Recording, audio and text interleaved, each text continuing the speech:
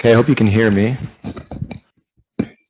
I mean, I could just talk loud and probably reach everyone in this room. It would work just as well.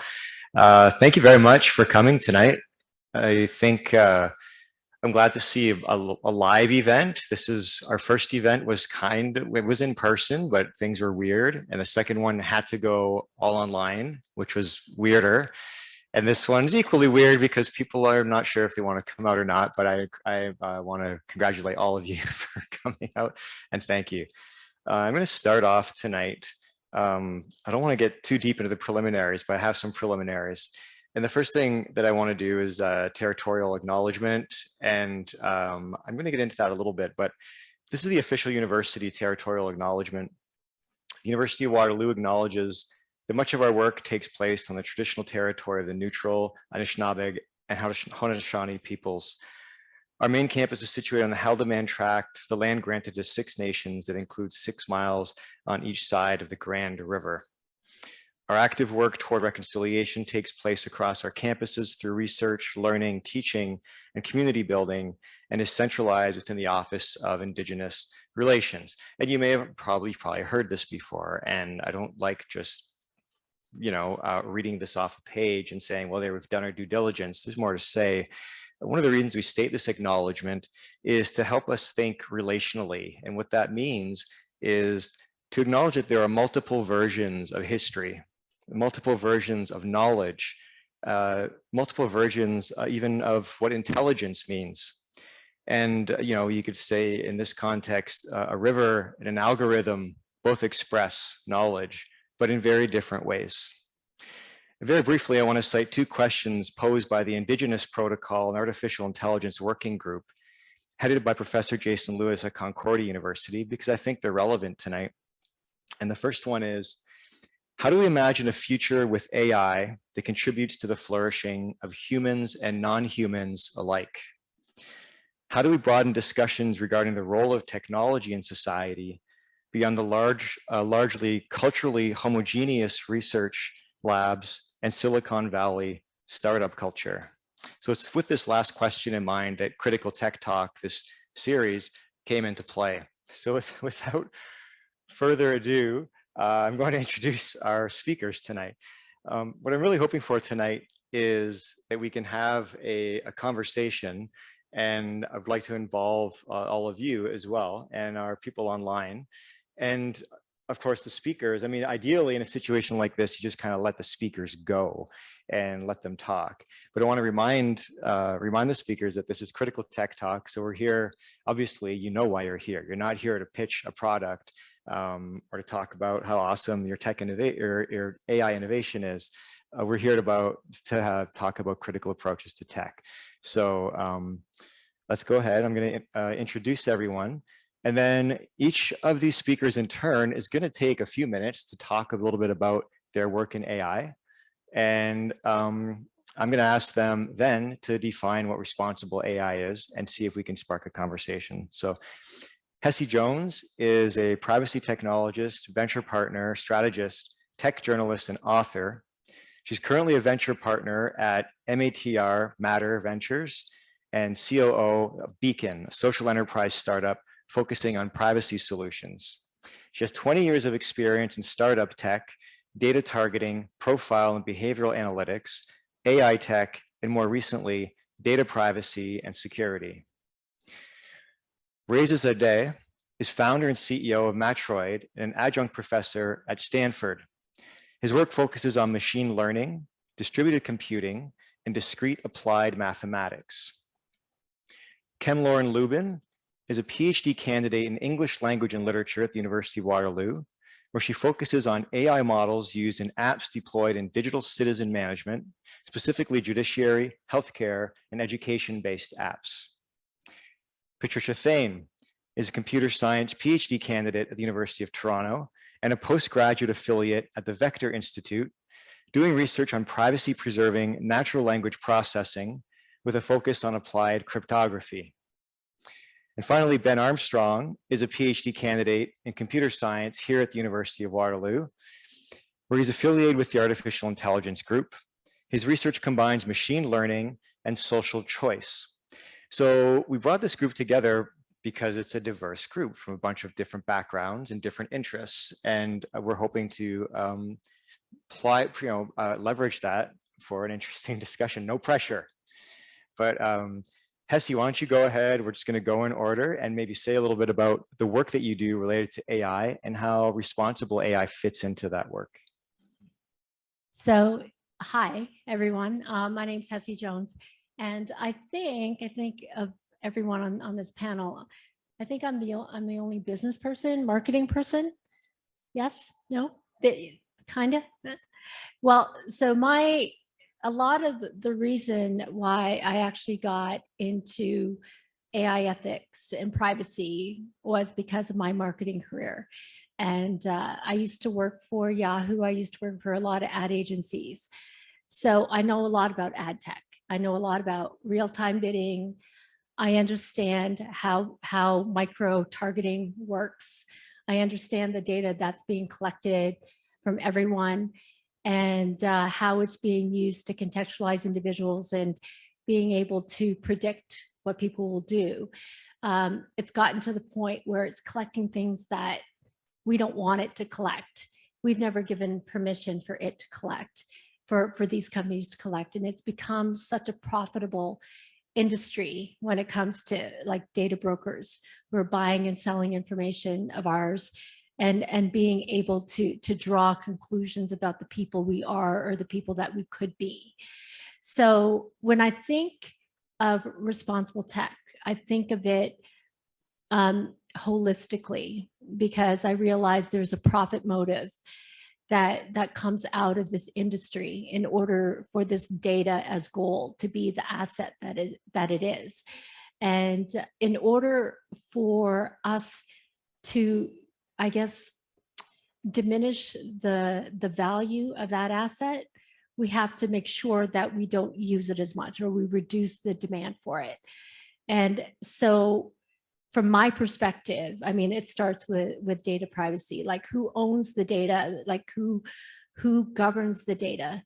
That should be one of the first questions, because that will limit the spread of our information to people who shouldn't have it. And I think that's where we should start. That's great. Thank you, Hessie. Now, Reza, you're up next. And here's how this works. So there's this kind of a collective conversation already happening. So you can feel free to comment on anything that Hessie has said. And then it's going to go all the way down the line to Ben, where he has to comment on everything everyone else has said. No pressure. Reza, go ahead. Hi, everyone. I'm Reza Zadeh. I built a computer vision company where we develop software for machines that will automatically look at a production line and decide if the thing being created on the production line is of high quality. We also work on video security to make sure that, say, a place like this doesn't have someone running around in it with say a gun at nighttime. Those obviously are very heated topics, so to speak. So happy to learn from the folks on the stage and also think about it. Think about the red lines that should come with such a product, given that it's a new product. I also teach at Stanford. I've been teaching there for 7 years or so. Data science students take some of my classes in groups in discrete math and in distributed algorithms.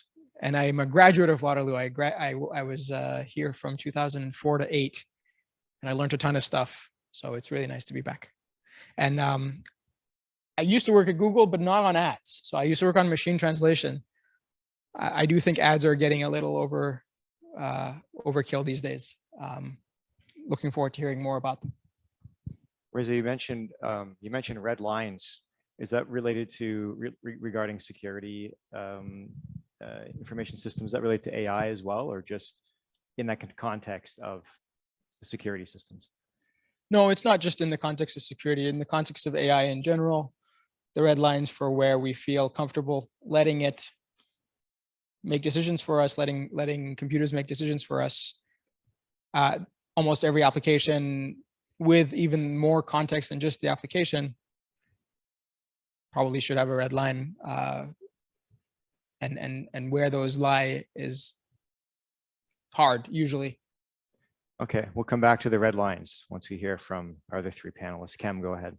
Yeah, so hi everyone, I'm Kem-Laurin. I did my master's here about 20 years ago, I know, I don't look it. And one of the courses that really struck me that was sort of my forays into this topic around AI was a course that was taught in the Department of English in what was the experimentally of the Digital Arts Communication program. And it was called Metaphors of Computing.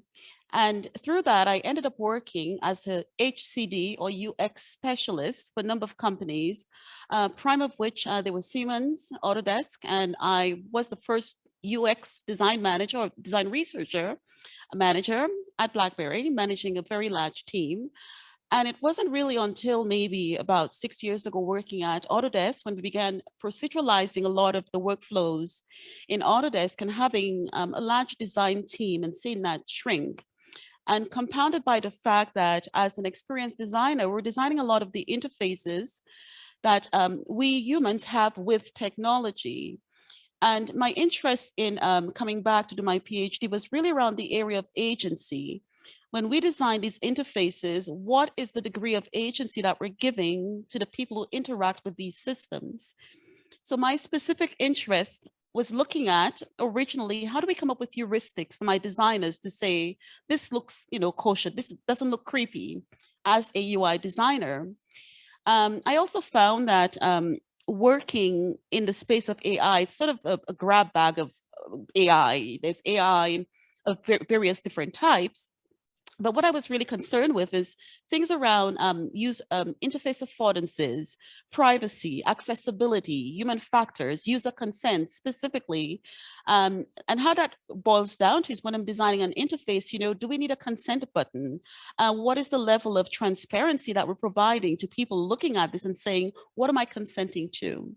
So I've narrowed my interest really in looking at not things that are pretty, I wouldn't say hot topics right now, because a lot of people are looking at sort of the broader use of AI in social media and other spaces. What's scary to me is as AI grows and becomes more commonplace, we need to be very concerned in how that's actually deployed in apps that actually oversee citizenship management. So my interest is now focused in on what that means for the space of artificial intelligence in the space of judiciary, education systems, medical healthcare. I mean, I can go on to banking and other spaces, but for me, these were the ones I selected to focus on. So everything you said, Hessie, on top of what I'm saying, I think that's sort of my space. So when we talk about, what is responsible AI, I take it back to, and it's sort of related to the activity that the students were doing back here,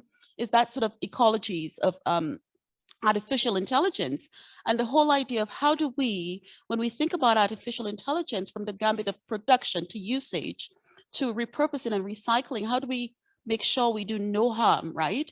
And so for me, AI, responsible AI boils down to doing no harm through every prism that we're able to look at AI. So I'll stop talking for now because I can go on and pass it on. Thank you, Kem. Patricia, go ahead. Lots of great things to follow up on. So love the discussion of privacy all along. One thing I'd like to point out is that my PhD is on hold. And that's for my role as co-founder and CEO of a company called Private AI. So privacy means very much to me. I think that to really understand what responsible AI means, and I think we're all learning this as a community, we need to look at how AI is changing the world. So we have been collecting a ton of information year over year. 80% of the information that we hold is unstructured, and that's growing 43% year over year. That's a huge amount of data. And previously, we would only be able to monetize structured data, and that takes effort to put together. And now, thanks to machine learning, thanks to AI, we can structure that unstructured data and monetize that as well. And what's standing in the way of companies monetizing that data is often privacy, and often the questions around what does it mean to have responsible AI? So it's a big question for us to grapple with as a community. Thank you. Thank you, Patricia. And thanks for the summary as well. Ben, it's up to you now. Sure. Hi, everyone. So I'm Ben Armstrong, a fourth-year PhD student in computer science here at the university. My research is largely on connecting group decision-making and machine learning. So using recent results in, say, one project was delegative voting to improve the performance of classifier ensembles, or going the other way to use machine learning as a voting mechanism that can be very customized to niche situations. And my connection to responsible AI is partially there in thinking about all the ways that could be misused. Whenever I say voting and machine learning, people kind of say, should we use that? But also in teaching, I've spent a lot of time teaching, helping to teach classes about broadly the social implications of computing, and more specifically some classes on AI and law, ethics, or policy implications, all aimed at computer science students who often haven't thought about any of these issues before.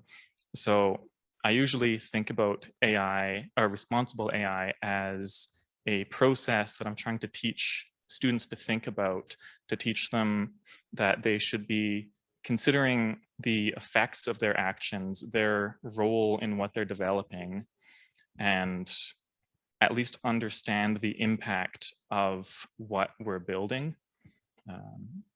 Yeah, I think Kem had begun to touch on this as a responsible AI as a process rather than a specific thing that we can point at. That's great. Thank you. So, I mean, that was all really good. And we heard some keywords come up: privacy, agency, red lines, and so on. And this is what I think. I mean, we have you people here who are in this area, engaged in responsible AI in various ways, and we want to hear what are your concerns. I mean, I heard some urgency here, and some of you that you have main concerns. It used to be, even just a few years ago, one of our techs said Elon Musk tweeted that AI is more dangerous than nuclear weaponry. Probably talking about artificial general intelligence and being a general bullshitter, as he does very well. But people aren't really talking about that anymore. What are the main concerns? What should people be concerned about?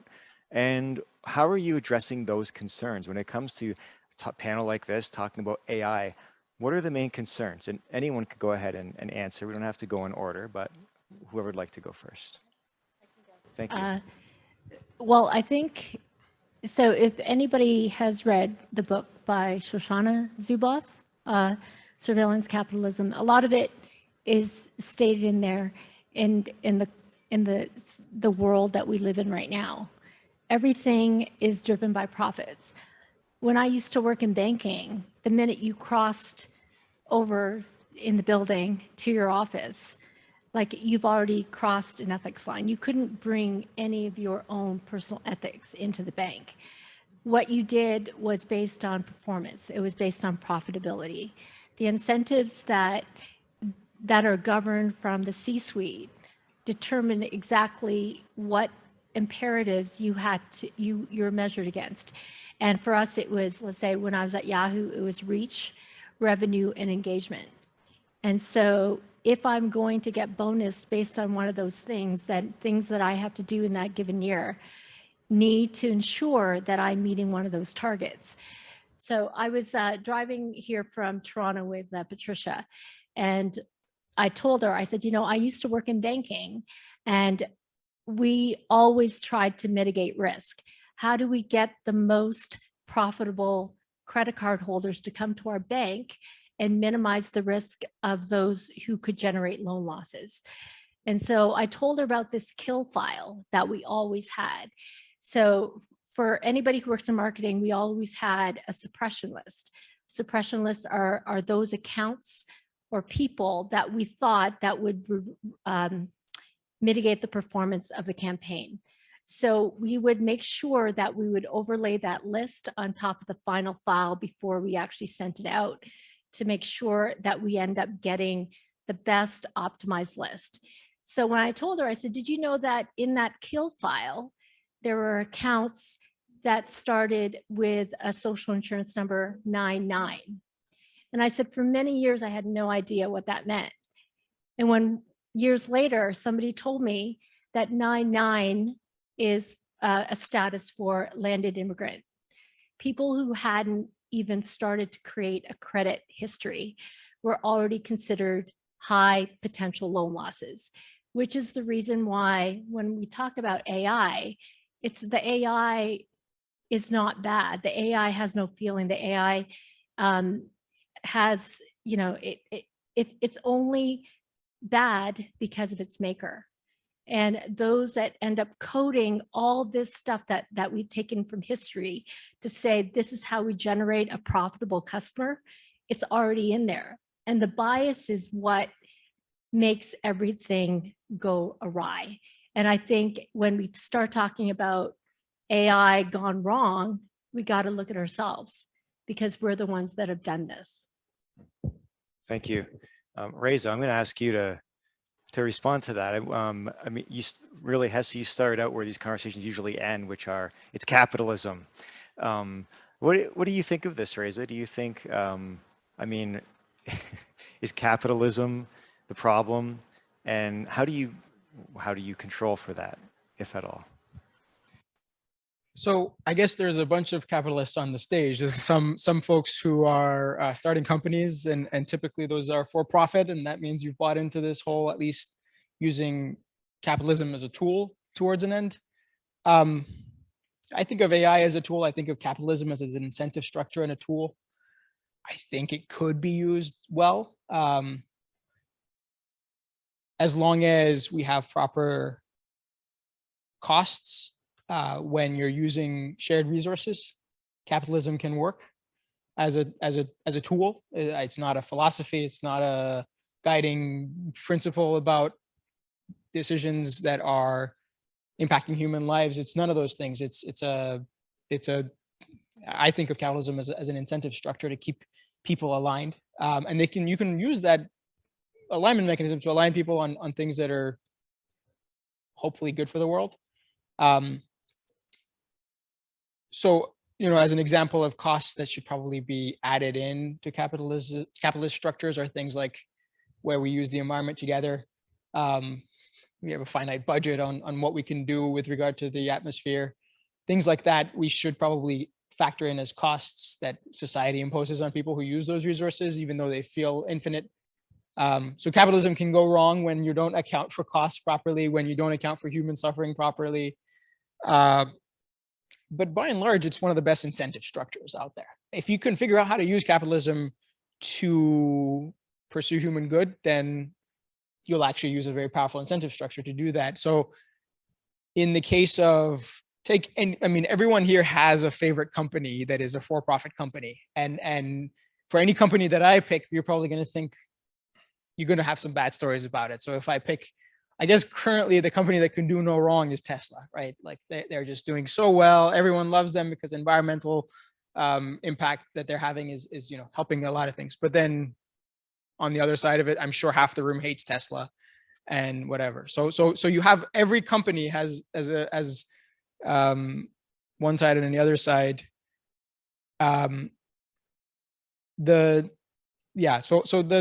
The basic idea here is that I don't think it's capitalism that's the problem. I think it's AI that's the problem. I think it's the people that control them is the problem, and how they set the alignment, how they use these tools to achieve the goals that they want.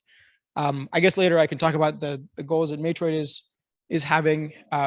Our mission statement is to accelerate AI responsibly through vision. That is our whole mission statement. Leaves open a lot of things because a lot of things haven't been figured out. I'll come back to you on that, and I love the word that you've used. You've used the word incentivization, capitalism as an incentive. And I want to come back to you on your mission statement and on the idea of incentive. But first, I want to see if anyone else would like to respond. Jump in. Sorry, if I can jump in as well. I think one of the things that concerns me a lot about artificial intelligence, and to your point, Hessie, it's neither good nor bad. It's really how we use it, right? And so I think there's a kind of a wild, wild west state that we're going through right now, where we have leaders of big tech companies telling the young coming to work within their companies, hey, move fast and break things, right? And when we think about that in context of deep time, what we have, AI has made such an incline in usage in such a short span of world time when we think about it. And if we have broken so many things within the short span of time, like how much more do we have to break? And so I think there's a lot to be said for how we incentivize not only people working within these companies, but also these companies themselves in terms of, what are they doing that's good for the environment, for, just for the future. As well as when we think about the environment, we think of these companies that really uphold a power structure. It's a continuation where we have, again, a whole bunch of, young white men running the tech space. And what this tells me is that it omits a lot of the world. So there's a lot of conversation we can have about artificial intelligence, but we first need to understand, I think, the wider ecosystem of all of the stakeholders affected by artificial intelligence. Whether it is the fact I'm French Creole, and I've always been bothered, I think, at the onset of the internet, when I couldn't find a French Creole translator, right? A lot of these things are being slowly corrected. And a lot of the underlying flaws with artificial intelligence is the lack of seeding and representation of those who historically have not been represented. And when you think about, in many ways, what it is that we use AI for, a lot of it is in the space of, as you said, Zuboff spoke, surveillance capitalism. It is another form of surveilling, again, the underclass. And so there's a lot that I could, talk about when I think about the harms of AI. But what I think is critical at this point is to have some conversation around the regulations that can inform the proper usage of AI where we need it. And we can get into this later when we talk about sort of the wider ecologies of AI and how that intersects with the issues around, the mining of lithium and, all of these things that should concern all of us. But back to conjoin 2 points is the idea that when we look at the world through the prism of deep time, we've done a lot of damage with artificial intelligence, socially, physically, environmentally. And so the whole mantra of moving fast and breaking things needs a complete rethink. And we need definitely, and thank you again for inviting all these different voices. We need more voices on that topic. We also need to be able to uncover mystified AI black boxes. We have no idea what's going on in there. To be able to understand what decisions affecting many marginalized communities, right? So I'm going to pause for a sec because I know we all have amazing things to say on that topic. But for me, that compounding of technology and AI as a panacea that, fixes everything needs review and halting for the moment. Thank you, Kem. And remember, we don't all have to go in a row, but it seems like it's working that way. And anyone can jump in at any time. But Patricia, you look like you had something you wanted to say, so I should let you go. Yes. No, actually, Sure. first, Yeah. I'm still thinking about it. And I'm actually jumping off a bit from what Kem said about moving fast and breaking things. What concerns me most is probably a pretty direct result of moving fast and breaking the wrong things, which is the erosion of trust that we're seeing really everywhere in society. I mean, we might first think of deep fakes as not being able to trust what we see or hear, anything like that. But what concerns me more is really the lack of social trust that we see from Twitter is the prime example, all these divisive online places and offline political division that can be, at least in part, attributed to platforms that have these algorithmically generated, algorithmically ordered posts. Facebook has been shown to show us things that we're more likely to be outraged by to boost their engagement. And that in turn makes people unhappy. Instagram has been shown to make people, teens have body image issues, I believe. Many things like that that just harm the fundamental social fabric of society and seem to be loosely related to AI are what concern me the most in this area. And Ben, you're teaching undergraduate students about some of these topics, right? Yeah, And, so we definitely talk about and these we just had things. some students here beforehand. We had this thing called a data jam organized by the feminist think tank, and the creators of that data jam are over here, Shanna and Bree. And those students, I mean, they sent a bunch of questions, and some of their questions had to do with being Gen Z. And a lot of the questions were like, Jeff Bezos, sus, Google, sus. What kinds of attitudes are your students bringing into the classroom regarding the issues that you are trying to introduce to them regarding responsible tech, responsible AI? It's pretty interesting because we do get diversity of opinion. They're computer science students. Many of them have, I think the phrase here is Cali or bust. Many of them have done co-ops in California working for Google, Facebook, Microsoft, whatever. And that is the goal for a lot of them, to get a big paying job at a FANG company. And we try to get them to bring out their attitude, if they have it, of, oh, well, actually Facebook is great and we should just try to make as much money as possible, because it's great to discuss that with people. So we get some people like that are willing to discuss that. And then we also get the very anti-capitalist Jeff Bezos sus group. So we try to get them talking to each other and seeing what causes their viewpoints and how we can reconcile where they come from. So that's great. I think I said I'd come back to the word incentive, incentivization. So what you're saying, the Cali or bust mentality is certainly falling in line with Reza's idea of capitalism as incentive, right? Cali or bust. There's your incentive right there. And a question I just want to put in the air to maybe to think about and answer in a bit, or to address maybe, how do you incentivize responsible tech? How do you incentivize ethical action? That's a big question. I want to let Patricia speak, and then Reza, you can follow up on that. I think this is going to tie in also to the capitalism topic that Reza was mentioning with regards to maybe that's not the problem. Capitalism with a very strong educational foundation could work potentially, right?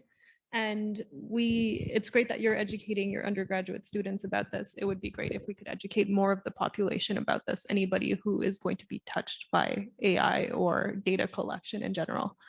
And ultimately, that's more unlikely to happen than regulatory bodies regulating the companies that are in charge of these technologies.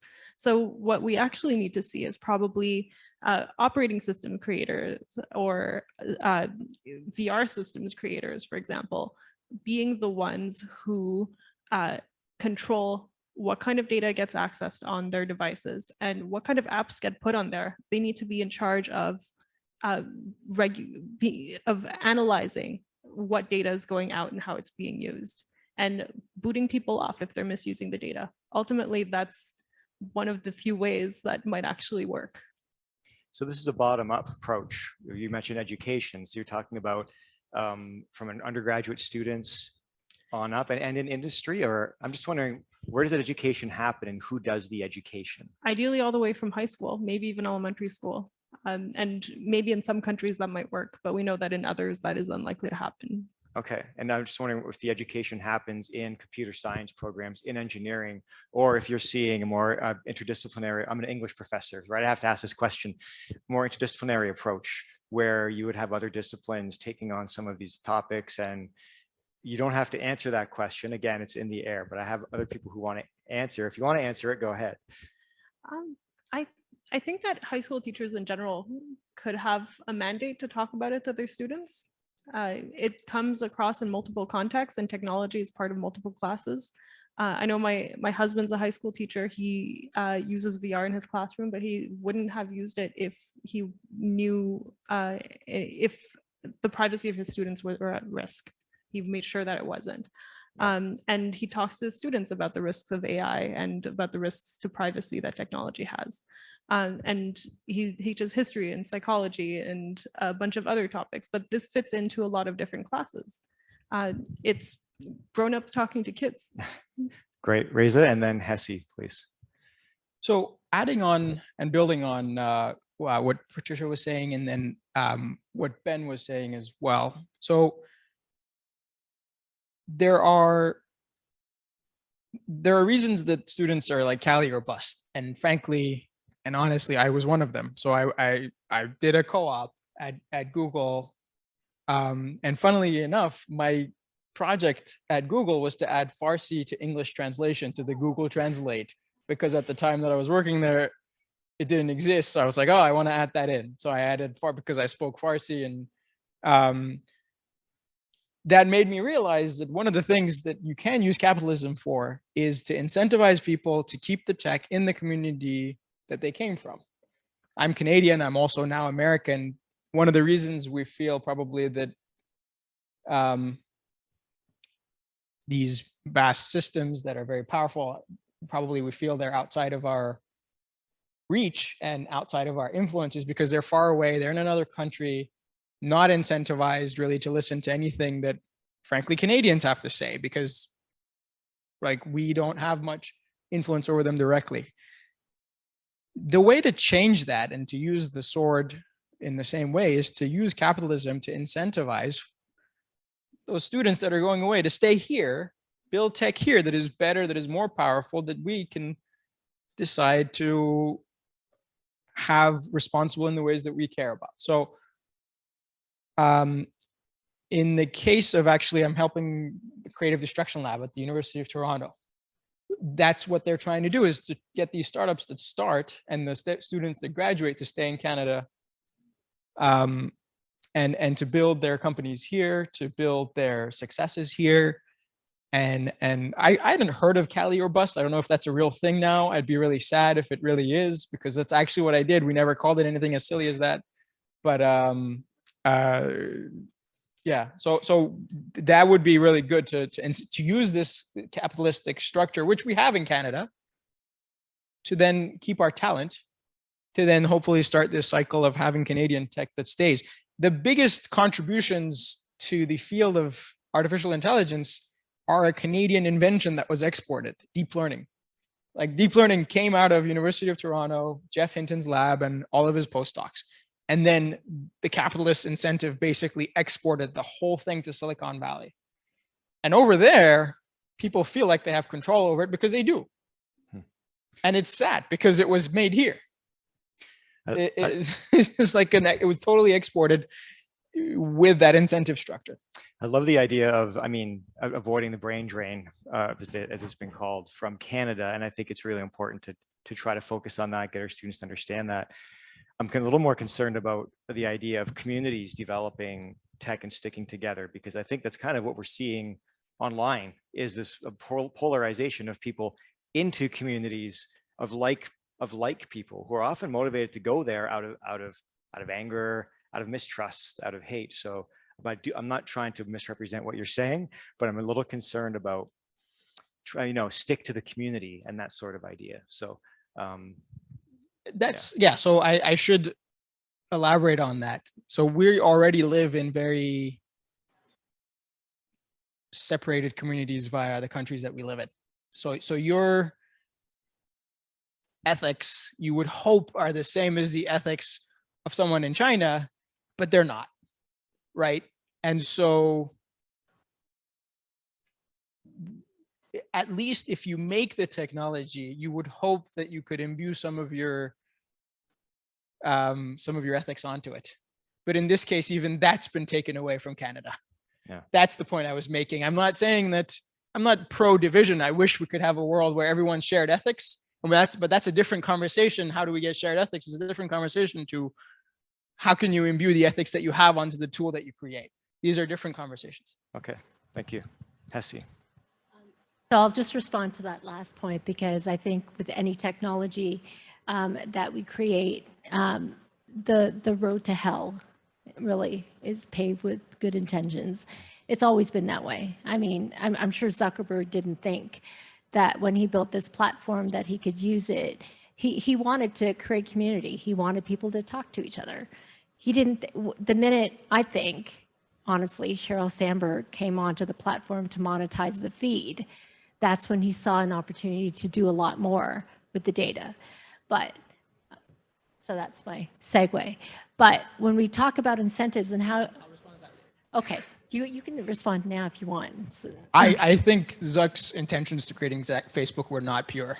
Okay. Yeah, it's like it's photo sharing app for rating college girls is terrible. Okay. Yeah, it's like this is not a good origin story. Okay. Okay. But when we think about, we talked about educating and incentivizing youth to do good things.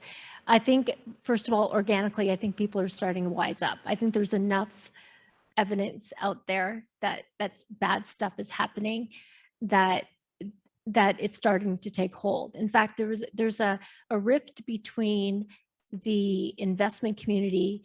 I saw this on Twitter the other day, where they noticed that a lot of the really, really good development talent, they don't want to go and make SaaS software, which is what a lot of investors want to put their money in.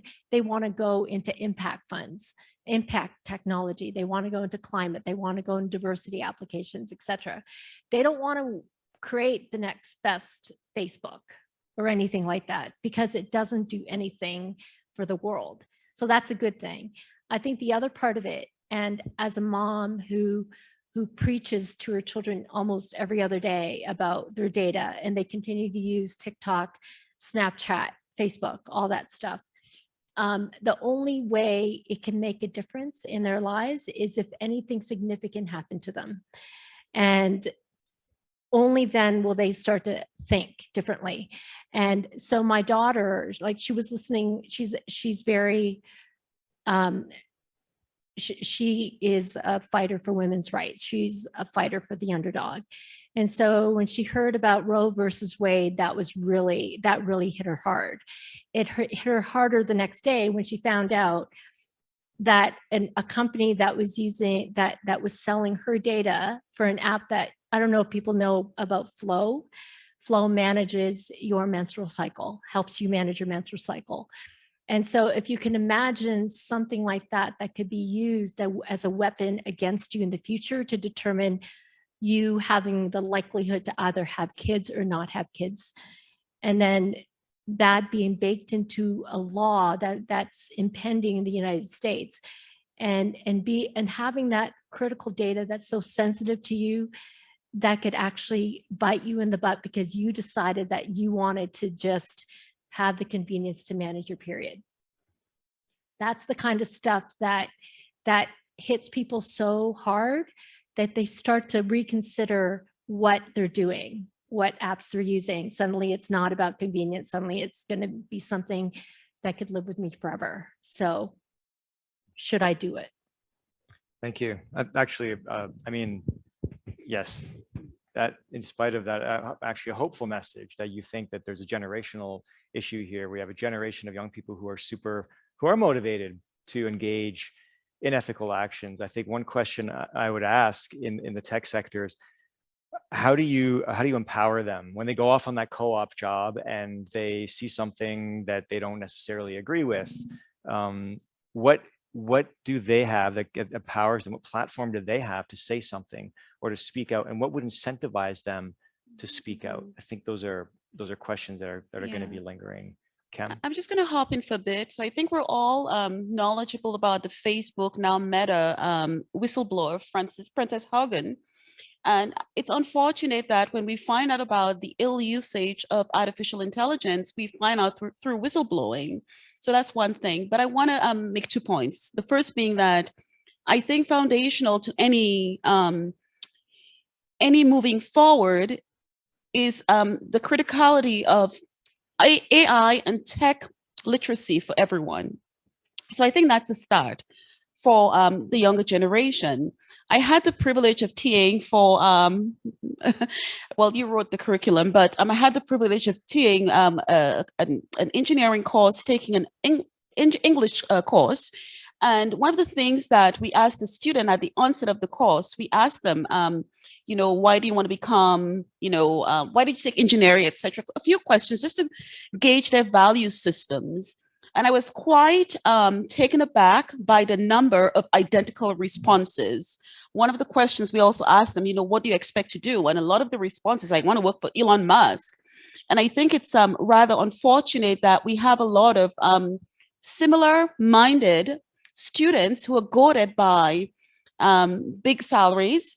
And so in terms of how do we go about incentivizing these students, I think we need a rejig of our value systems. And instead of ideating on how we make more money or how we get artificial intelligence via face recognition to surveil populations and harness their data unknowingly, we should be ideating around questions around artificial intelligence, like how do we build trust, right?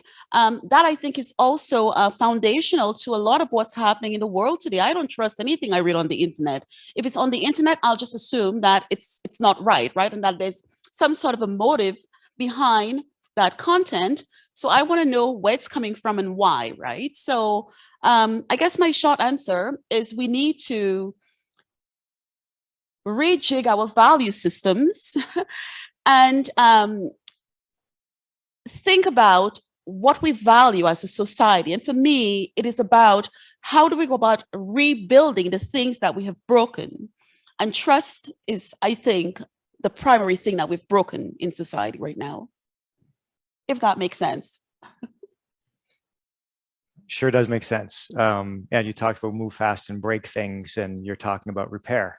Yes. As a result of that. And I think I'd like to hear more from this group about that balance. How do you innovate, which requires moving fast, and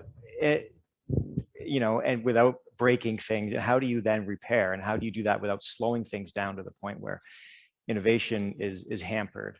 That probably wasn't what you're going to talk about, Patricia, but you can go ahead. It kind of fits into trust, but in a different way. So I'll address your question. I run a startup, and we run a privacy startup, and that means that our tech has to be really good. We can't move fast and break things. People depend on our tech not breaking. And that means public companies also depend on our tech not breaking, or they will be embarrassed. So that move fast and break things, I think, doesn't work in certain sectors, which is really interesting to see where it may work, where it may not work. And going back to your point of, Facebook moved fast to break things, but they lost trust. And their stock took the biggest plummet in all of stock market history. And Zuckerberg's still very wealthy. He's still very wealthy, right? So a lot of these people who've broken things are quite wealthy. I mean, what is the repercussions for breaking those things, right? That's true. I can't argue against that. But I think what people are starting to realize is that it's very hard to win back that trust, even from consumers, that there's a certain amount of leeway that consumers will have until there's just a breaking point. And Facebook saw that breaking point. Mm-hmm. Yeah. I want to say that the investment community has a lot of stake in this as well. They have to shoulder a lot of the responsibility, because they're the ones that are putting money into these companies that are incentivizing them to do the things that they do. And so, like, for me, when I started at this venture company, one of the things I said was that I don't want to invest in the next Facebook. I don't want to invest in the next WeWork. I don't want to look for unicorns. I want to look for companies that can actually make a difference in the world and make money at the same time. So how do you do that? You can't talk to a founder and expect that he's going to be the same person today who has the world at his heels or her heels and says, I want to make a difference in the world and I want to do good. Well, 10 years from now, his stance may change if there's $100 million investment at his feet. So how do we control what we invest in? We start using technology against itself. Like let's use certifications through AI that can read AI programs and validate that they're doing what they're supposed to be doing. Let's use DPIAs, which are data privacy impact assessments, to show companies what's actually happening under the hood. what applications they're using, what storage is being used, even through Amazon or Google. Where is this data going, and how is it being processed? That kind of stuff has to work, or it has to happen. There are no standards for DPIAs or algorithmic impact assessments, but they have to be there because laws don't change fast. And so we have to keep the tech community accountable for the things that they're doing. And the only ones who can do that are companies that have the money to influence that behavior. Reza, did you want to follow up on that? So I mostly agree with what Hessie said, except for one thing, is that we should move slow in some situations.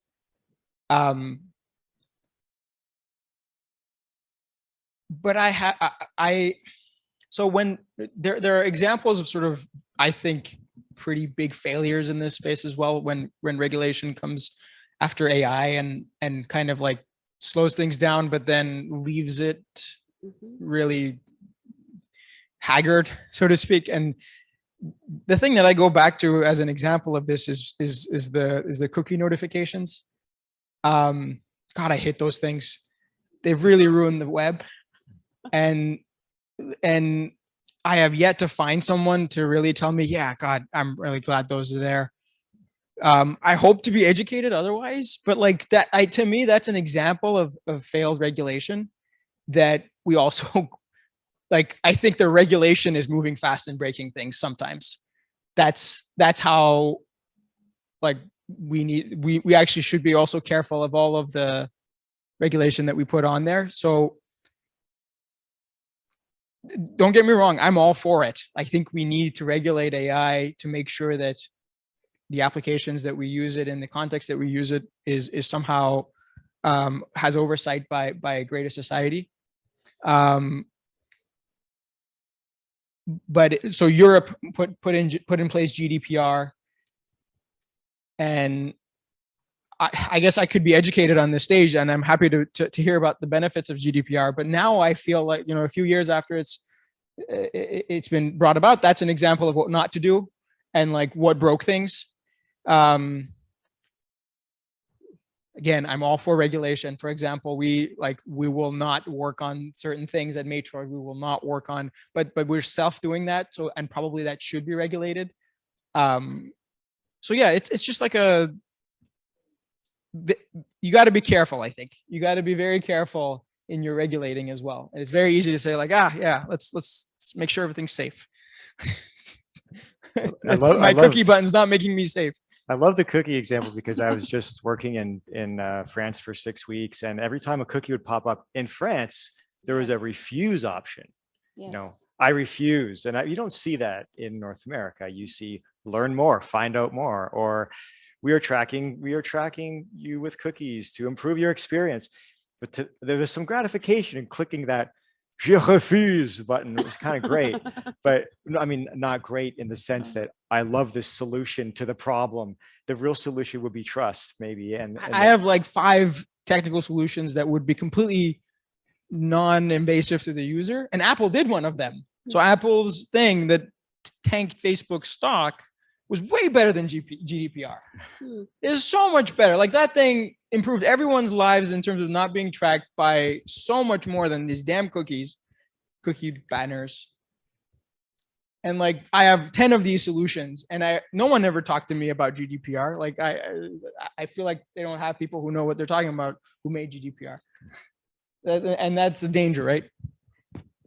So I have so many comments on this. Yes, GDPR did break some things. Cookies are annoying. The cookie banners are annoying. I grant you that. But GDPR is an insanely good example of how regulation can change tech. It was definitely ahead of its time. And what we've seen since it happened was an entire industry being created that helps companies actually organize the messes of data that they had, where they had PII all over the place. They had no idea where it was, what they contained. You have a data breach, you're doomed, right? And now we've got actual tools in place that help us understand where the risks are, what kind of PII is associated with each individual. And in addition to that, it gives us a guideline of what kind of rights each individual should have. We should have the right to delete our data. We should have the right to access the kind of data that companies have about us. And thanks to that, that's spreading worldwide. And in addition to that, adding a whole bunch of, we would not have this much awareness around privacy had it not been for the GDPR. I have yet to see any of those benefits personally. I don't even know how I could get my PII out of these places. I'm not quite sure why I want it. Are you European? No, but I recently visited. Yeah. It's for you citizens. Yeah. I see. So you're saying that I would get more exposure to this in Europe? Yeah. Fair enough. Mm-hmm. If I might jump in a little bit. So the fundamental problem with regulations, especially North America, when you ask a Mark Zuckerberg to show up on Capitol Hill, he may come, he may not come. And so what this tells us that there is this marriage of governmental institutions with big tech.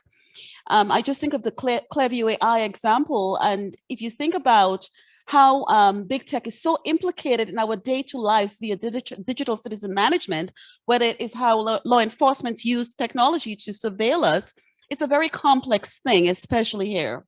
When regulations, why haven't we had regulations to this point? It's because they're very tight relationships that needs its own oversight, right? The real Facebook oversight committee can do that.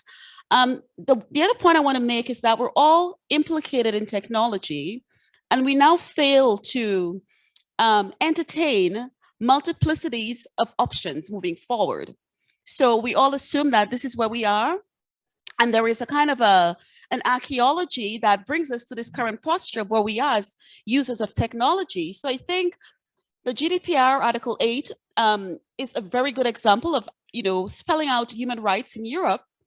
But we need to also consider, like, what are the other metaphors of, and you've mentioned a few of these ways of looking at, Hessie, ways of, whether it's blockchain technology to use some sort of verification of people's consent without seeing everything that lies beneath. And there are different ways of doing things, but I think we're just all brought in to this space where we think this is where we are, and we need to build from this horrible mushroom. So when I talk about, not moving fast and breaking things, it's about taking a pause. And what I love from my perspective as a humanist, coming from the humanities, we have the possibilities of maker spaces and other tools that we can use to bring us up to speed, to understand that where we are right now, it was one path that we took, right? We could have taken many other technological paths. So I think we also need to sometimes scale back and examine how we can move forward with other possibilities. And for me, the EU is showing us just that. Yes, pop-ups are, exhausting, but perhaps the answer is not really in the pop-ups, but other metaphors of computing and understanding how we use technology that can actually bring us to that point of, I guess, higher acceptance of trustworthy AI. So Kem, you just mentioned maker spaces. Are you talking about public awareness campaigns or public education campaigns? I know it's part of what you're interested in. Yeah, well, I wouldn't say necessarily public, but I think as academics, we all owe it to the public that whatever we're doing doesn't reside in sort of an ivory tower of knowledge, that we somehow mobilize it and make that and democratize it so that people can actually consume it, right? And there's certain elements when we think about sort of from the vantage point of explainable AI, how might we actually make that tangible to the average citizen to say, this is the thing that AI is doing? How might we actually reconstruct that using other known models that are more palatable than what is right now? So I don't have a specific object that we can make to demonstrate that, but I think there are many paths moving forward from through a lens and prism of other disciplines, not necessarily just technology, that can bring that to bear. So I think that's the broad strokes I'd like to present Makerspace in, but we are where we are because of what we did in the past, right? And there are other things that we can consider moving forward. And I think that's where makerspace and those in the makerspace and activist space could actually help us realize at a much faster pace than building from what we have that is so fundamentally flawed. On a somewhat related note, we have an online, one of our attendees online asking a question, making a comment saying people don't seem to care how their information is being used. And so in terms of giving people agency and offering them choice and so on, this person says they don't seem to care, especially younger generations, which seems to fly in the face of what you're saying, Hessie. And the question is, do you think user stakeholders are both ready and willing to adapt and be engaged in the evolution of this space? Oh. Anyone can jump in. Ben? Speak to that a bit. I think there's a lot of decision fatigue going on. People care. If you give somebody the option of sharing their data or not, all else being equal, then yes, they'll definitely decide to keep their data private to themselves. But it's usually a trade-off of getting a service. You're not allowed to pay for it with money, you're paying for it with your data, or you're not getting that service. And this maybe going back to the regulation discussion is exactly what regulation can do. Is GDPR will sometimes give you the option of saying, no, don't use my data, but I still want this service. So giving people the option of keeping their data private, they'll definitely choose to do that. But they'll get burned out of making choices in the process. Yeah, right now we're just asking them so many times to give up their data that I think a lot of people have just given up any hope of keeping their data private. Yeah, I think it's reducible to, like, if you can't beat them, join them. But I would push back on that. My neighbor is a healthcare nurse. She's a nurse practitioner, sorry. And many of her clients have HIV or AIDS, and a lot of them are worried about how their data will be used to make decisions about them in other contexts. And so I think it's not that people don't care. I think you're right, Ben. There's an overload of, my gosh, like, how many of us have actually read these long terms of acknowledgement terms, right? I haven't. It's just like, I need to get through a task. So part of it is about speaking the language of the everyday user to be able to bypass the thing that they need to bypass to complete the task. And so I think the solution for that resides somewhere in between the task that I'm doing with the technology and what it is I'm willing to give up for that, right? So there needs to be some conversation that involves more stakeholders than us to be able to know, where do regulations need to come in to be able to, mitigate some of the harms that's being done to people that supposedly don't care about the data. Because I think if people know, they will care.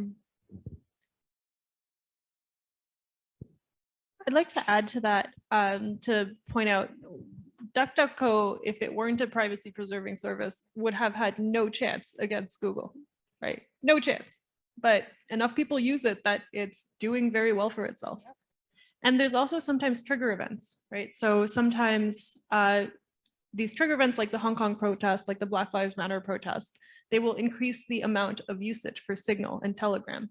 And that's when people start to notice our privacy does matter. And under these circumstances that trigger that, maybe, hopefully, that makes them think about privacy in other situations in life as well. Yeah, one thing I want to say, and so we talk about terms and conditions and that being the barrier to actually getting the thing that you need, and you have to actually do that in order to get the thing that you want. So take it away. I mean, technologists can take it away. They disrupt it and make privacy the default. And that's the way it should be. Forget about putting the burden on the consumer to actually know that they're reading 20 pages of stuff that they really don't know, and just make privacy the default, period. And change the business model so that nothing is free and that you're getting paid by the user if they really want that service, and knowing that their information is not going to go anywhere but by the builders of that application. That's how you disrupt. You could if legislation is too slow, then try to fix that part. And it can be done. It can be done. Like there are technologies out there that are trying to simplify legalese so that it's easy to create contracts without a lawyer. I mean, eventually we may have no lawyers because that's just what's going to happen. Things will be so much simpler, so much more convenient because we're allowing technology that makes it easier and more convenient for people to do things without the friction of any kind of legal mandate. So privacy is the default. And I don't know if any of you know Jaron Lanier's work. He's a early VR specialist who's done a lot of work in think tanking on these topics. Says privacy should be the default, and then you should monetize your attention, monetize the non-private things that you're willing to give up, which is a really kind of a controversial, hard to implement sort of thing, but it's an interesting idea. Reza, did you want to follow up on that? Yeah, actually adding on to attention, attention's a finite resource. So you have obviously only your waking hours. And then for a nation, you have the sum of the attention of the nation. And so you kind of often hear data is the new oil. It's not really. I think attention is the new oil because it's truly a resource. It's finite. It is kind of, it's not really transferable, but it isn't like oil in the sense that it is, you can't regulate it as easily as you can regulate oil. Like you can't say we're gonna make sure that the oil that's under the ground belongs to the nation, and then the receipts go to the nation, and then oil companies have to deal with the nation. So that kind of happened, and a lot of people are trying to that movement happened, and a lot of people are trying to do the same kind of movement with data, not realizing they should really be doing it with attention. And then, so let's assume that for a second we're trying to see if we can get a better handle on attention and monetizing attention. I've thought about this, and the trouble is that you get into actually having to restrict free will to do it, because your attention is under your free will. And if you start telling people, no, you must not watch TikTok longer than an hour, you're actually taking away their free will, right? And yet, so basically China did this to the people of China. They're like, no, you can't go on Facebook, zero free will.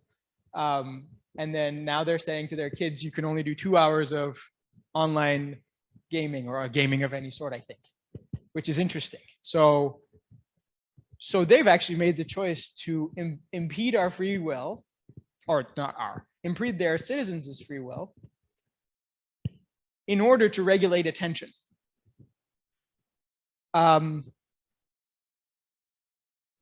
This is one of those situations where I said to you, look, what you consider ethical might be different from like, I think a lot of China actually agrees that was the right thing to do, is to block out Facebook, block out the social networks that are not Chinese or not allied, and then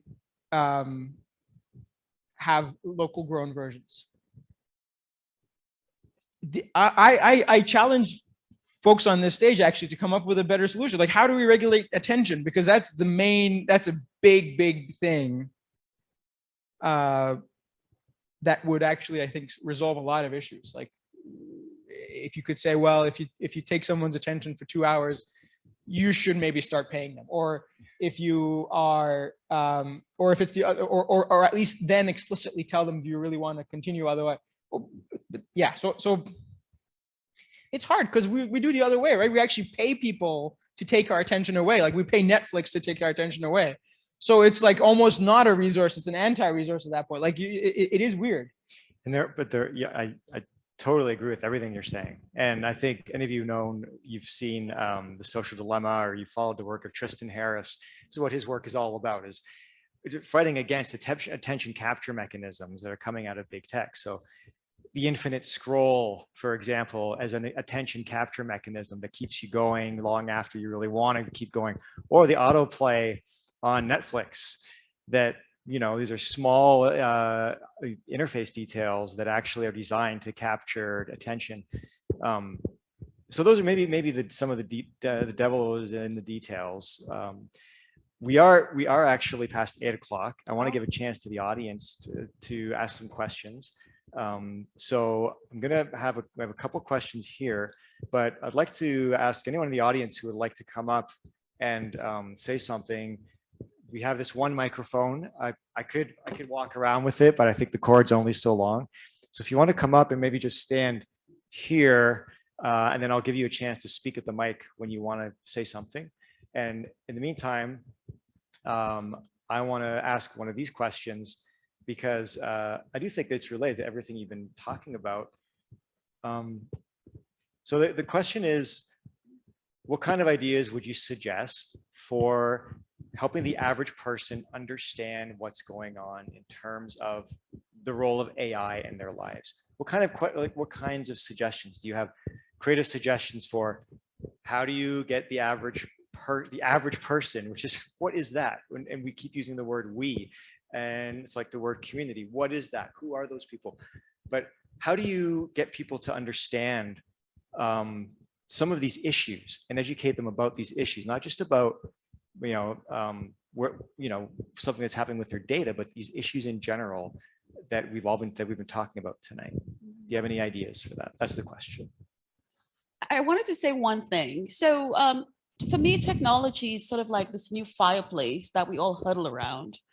And when you think about fireplaces, you think about them as being cozy places where you feel safe. And there's a feeling that we associate with, real life fireplaces. And I think if we can build technology that replicates that feeling of trust and coziness, that's the first start. And it brings me back to my topic about, metaphors and thinking about new metaphors and new ways of doing things. And for me, that is, I think, the pathway that we need to take is to take a step back and understand that we have this unmistakable digital future, but we must also consider non-digital futures, non-digital past, non-digital heritages that we need to sustain moving forward.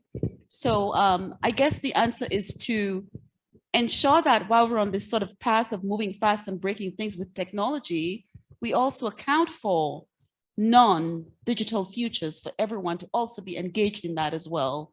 Because I think the social health of us, everyone, relies on having options. I'm really glad you brought that up. It bookends some of the work that Jason Lewis and the people working on Indigenous AI in that group are saying the same sorts of things, right? It's as if we have one inevitable future, and that future is being determined by Silicon Valley. And when I say we, it's not everyone in the world. It's not everyone in Canada. And I think it's very smart to say, yeah, we all have to keep that in mind, that is not, there's no inevitability coming out of Silicon Valley, coming out of big tech. And there are people who do not view that as a preferable knowledge system or as the preferable mode of what intelligence even means. So thank you for that. I think we have a question. Yeah, thanks, Marcel, and thank you for this conversation. I guess I have a few thoughts. I'll start with, and this isn't my question, but I'll just throw it out there. Isn't monetizing attention just traditional advertising that isn't data-driven? And so I'll just leave that hanging there. GDPR and being in Europe, I'm actually really quite pleased with the way that I can choose which cookies I want to give people, and I can choose to refuse, and I wish that we could do that here. I do agree there's kind of some general settings that I'd like to set, so I don't have to answer that question all the time. That's a technical thing. I also know about DuckDuckGo and Signal and Telegram and still use Google. But I give both of those examples because as a general user, I'm actually a pretty educated user. And I'm also a pretty trusting person. But I actually don't trust that when I say, I don't want to give my cookies, that I'm not giving. And I don't trust DuckDuckGo any more than I trust Google. So what do you say? Because everything's transparent, or it's not transparent, sorry. So how, I mean, in this era where trust is eroding, maybe the young kids are saying, I don't know who to trust anymore, so it doesn't really matter. I'll just use the service that's right there. So there's a kind of another level of trust there that I think we need to deal with. So I don't know if folks want to respond to that. So I think there's two questions. Maybe one of them was more related to what I said about attention, and the other one was about DuckDuckGo. So maybe Patricia, you want to? So so you said monetizing attention is the traditional advertising industry. Is that fair? Well, that was my question. Yeah, I don't know about anything about monetizing attention or advertising, but that's what it seems to me. Yes. So advertising is definitely dealing in people's attention and then selling it, right? And then that part of the industry is obviously it is taxed, but it isn't regulated in a way that that you might think. So if you start taking up too much of people's attention, the person who you sell more ads, but the person whose attention you're taking isn't getting anything, right? You could say they are because they're deciding to do it, right? But then at some point, society seems to think that you're getting them addicted, and then you're taking it too far, and you're making a buck off their addiction. That's, I think, a lot of that's basically Instagram and TikTok. Like it's just like scrolling on end with your brain hacked because you just like the memes, and it's your free will deciding to do it. So like if someone really impedes you in that, they are impeding on your free will, and then TikTok and Facebook off the back of that will go and make a bunch of money selling advertising. So yes, it is true. It is yeah, no, selling attention is advertising. But my point is that when you're regulating that, governments decide that they will not allow advertising activities, and they will not allow the selling of attention by some entities. So for example, China decided that they don't want any of their attention being exported to the UK, to the US, and therefore advertising companies in the US don't work in China. So that's a regulation that doesn't exist here. We could have it. So that's something to think about. I think that's probably too much, right? But, and then they've taken it even further, right? So to the point of like their kids aren't allowed to put their attention to video games more than a certain amount. So then we don't have any kind of regulation like that. And my question was, should we have some? Obviously impeding on people's free will for the sake of helping them with their addictions to social media. I might be sounding too autocratic here because I'm actually taking the side of, like a Chinese regime, but it might actually be a little bit of the right thing to do to help people not get addicted. So I want to respond to that just because we don't live in China, so their values are very different. Very. And so the way they think about things, it's accepted because that's the culture. And so the way we think about things, we have more freedom, we have more choice. And so when I think of attention, I think, see, from a marketing standpoint, attention is really, you're already a customer. So it's the stuff, the bad stuff that Amazon does to you to make it harder for you to, let's say, find the delete button, or to make it harder for you, to make it easier for you to continue to scroll to find the thing that you want. That's attention, that's engagement. That's exactly what they're selling on the platforms. Advertising is outside of that. That's all the bad stuff, like real-time bidding, where they know who you are. They could target you by your affiliations, your political affiliations, your sexual orientations, etc., and using your data to do that. From an attention perspective, platforms do it all the time. They do things to send you notifications that you don't want, but that is a profit motive. And I always come back to profit, because shareholders and doing the right thing are, I always, question whether or not they can coexist. So yeah, I think where my question was coming from, Hessie, is it? Mm-hmm. Is that you said that you suggested that privacy should be the default. Yes. And then if nobody's consenting, the only thing left to monetize is attention. And I think that came from attention, Marcel. But then aren't we just back to television where people switch channels if they don't like it and you show ads and that's how you make money? Like, isn't that? I think where it comes to, and if everybody, you guys probably don't remember because you're all very young, but there was a time when we did just have television and radio, and we had like maybe 10 magazines. And so everybody switched only to 10 different channels.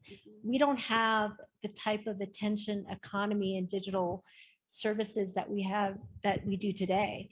So we're just overwhelmed, which is the reason why attention becomes the asset that everybody's trying to buy, because your mind is being pulled in so many different directions. You don't know which way to go.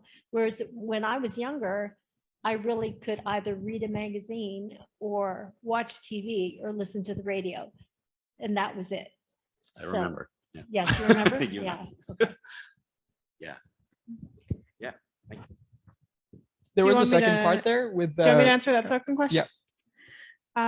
Okay, so. You should probably repeat it. I think Oh. people have forgotten.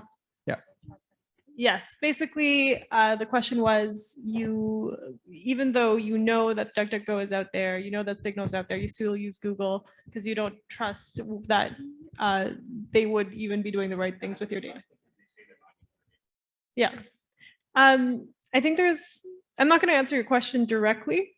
I think there's a certain level of trust that we have to have in order for things to not fall apart. Some people might choose not to trust the very hardware that things are sitting on, or the OS. Some people might choose not to trust Google. Some people might choose not to trust DuckDuckGo. But if we don't agree on a certain level of trust somewhere in there, even a certifying body, we would not be able to trust. So at a certain point, we have to make a decision of where we want to place that trust and act accordingly. And if you choose to place your trust on none of these software providers, and you're acting accordingly, but just being okay with giving away your data, I think that's a very solid personal choice because you've made it consciously and with consent. I'd just quickly add on to that. I think that problem of not knowing whether you can trust Google is a great argument in favor of strong regulation. We might be able to imagine Google as a profit-seeking company that will only maximize profits at all costs, but will still not steal our cookies, even when they've said not to, if we can believe in strong regulation that will sufficiently punish them. I have one thing to add. I think we keep on deflecting to some extent and deferring responsibility only to these big tech companies, but the onus is also on us to realize that AI only works when there is material interaction with technology. So as long as we stay, with the attention economy and we're liking things and doing things, what essentially is happening is that technology companies are building a profile of us. So the more they know about you, the more they can sell you stuff, and the more they can target advertising to have companies selling you stuff come to you. So I think there is some responsibility that we have to take as technology users. Of course, we have to have a foundation in literacy, but the knowledge that we are the ones engaging and the responsibility is on us to lessen that interactivity. It's one of the reasons I don't interact on Facebook. I've cut out my Instagram. I no longer need those green shoes. So really we have to take that responsibility alongside the fact alongside the fact that we need to push for regulations to make these companies responsible for the predicament that we're all in right now. Thank you. That's great. We had a question from the online audience that asked about whether or not it's an immoral act to take away someone's attention. And I think Patricia, Hessie, you actually touched on this when you talked about, there are a couple of different things to think about. One is the gathering of data and using data in potentially malicious ways. And the other one is the interface design itself. And there's actually a book, I'll just tell this anonymous person who's out there. There's a book called Evil by Design, which I don't know if any of you have seen it, but it's a great book for UX, UI people to look at. and engages all the different ways you can be evil with your designs to capture people's attention. I mean, it is used to teach design. So anyway, I'm addressing that, but I want to turn to our live people now. I think we have enough people in line now to go. We have until 9 o'clock, so we'll have the next person, please. All right, so there was recently this paper or this working paper published in NBR, National Bureau of Economic Research, titled GDPR and the Lost Generation of Innovative Apps. And let me just read from the abstract a bit. Using data on 4.1 million apps at the Google Play Store from 2016 to 2019, we document that GDPR induced the exit of about a third of available apps in quarters following implementation. Entries of new apps fell by half. We estimate a structural model of demand and entry in the app market, comparing long-run equilibria with and without GDPR. We find that GDPR reduced consumer surplus and aggregate app usage by about 1/3. Whatever the privacy benefits of GDPR, they come at substantial costs in foregone innovation. So we have this situation, you talked a lot about attention, I think that's very important.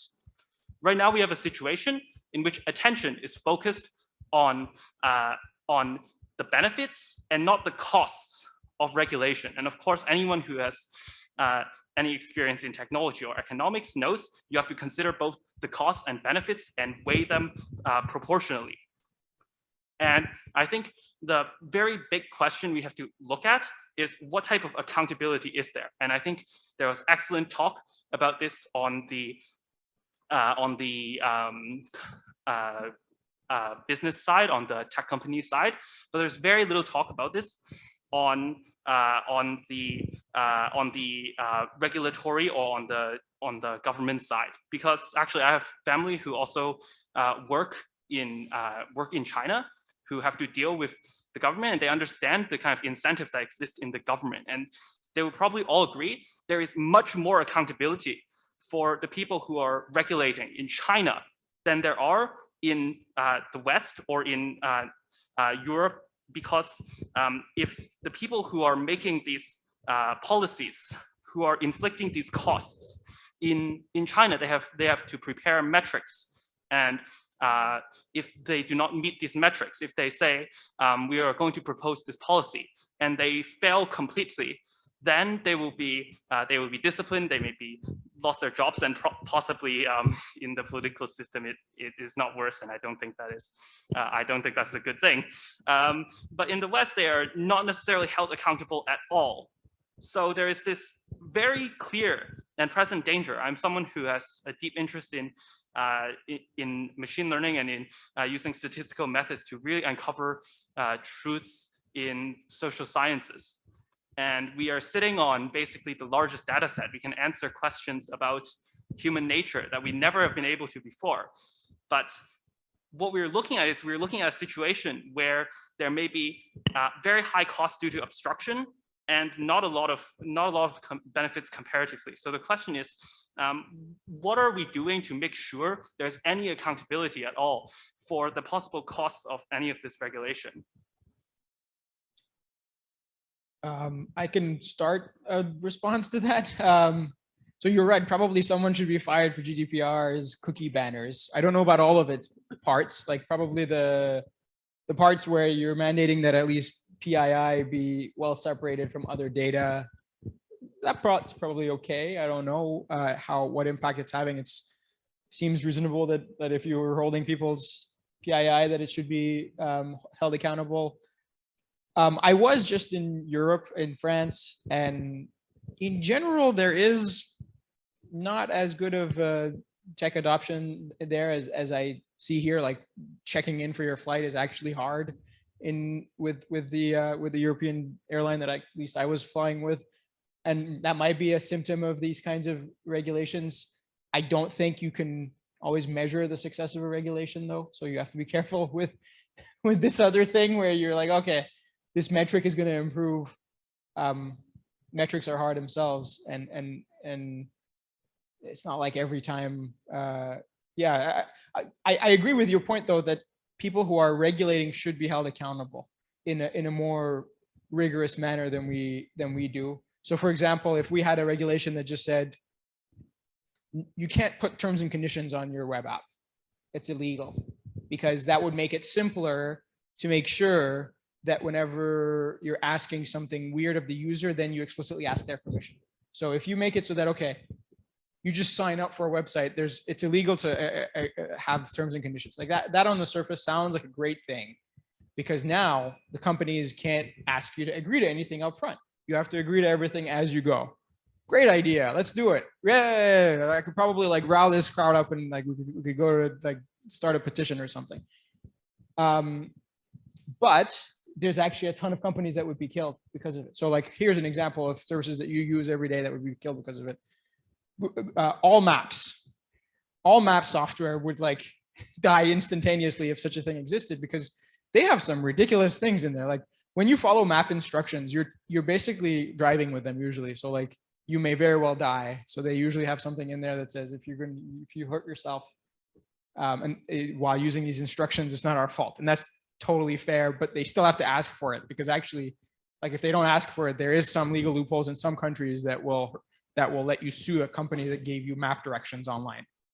So like you need them for some things. And then if you don't have them, innovation will fall, because the company that's trying to do them is trying to do them in a way that they'll get your business. But then if they get your business too short-sightedly, then things fail. So yeah, it's hard. It's really hard. And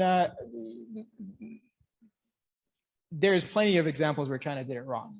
Like you should not be too I bet some people are like really viciously afraid for working for the Chinese government, because if they make a bad regulation, then maybe they're really it's not hosed. necessarily a good system either, but maybe we should take the lesson that any kinds of these situations, there should be a lot more hesitation, at least on the part of the public, and hopefully that goes to the part of the government as well, that we should be really strongly considering both cost and benefit before we're making these decisions. So just to address that, I saw that paper. It's on my reading list, and I'm very excited to read that. I think what I would love to see is a breakdown, and hopefully the paper has it, of whether the companies tried to comply with the GDPR and failed because of funding, or not able to do it because of the technology, in which case, once again, it's making technology accessible problem, in which it has to be made easy for these companies to be able to just plug in a technology that will help them deal with the personal identifiable information, or deal with consent, or deal with a number of other requirements from the GDPR. But I don't think that we should take from this that it's necessarily blocking innovation for the worse permanently. This is a temporary setback while we figure out how can we do these things better. I want to I ask. don't think these screens are last call notice. We do have, we're scheduled till 9 o'clock. So yeah, go ahead.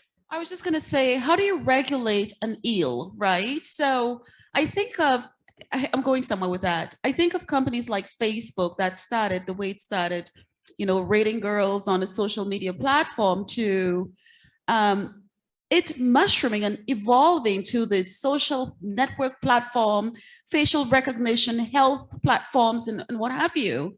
And I think part of the regulations need to stem from containing these things as they morph, right?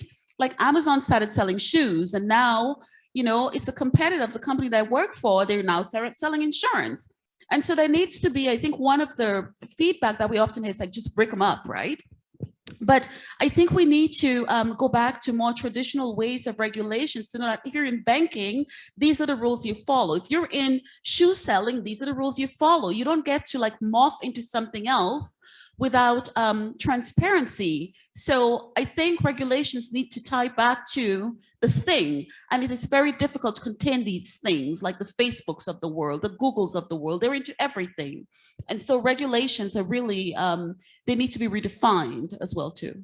Yeah, and there's a comment here, a question online that's basically saying, how do you regulate when large companies see financial punishments as just a slap on the wrist, and then you try to regulate the same way for a small company would kill them?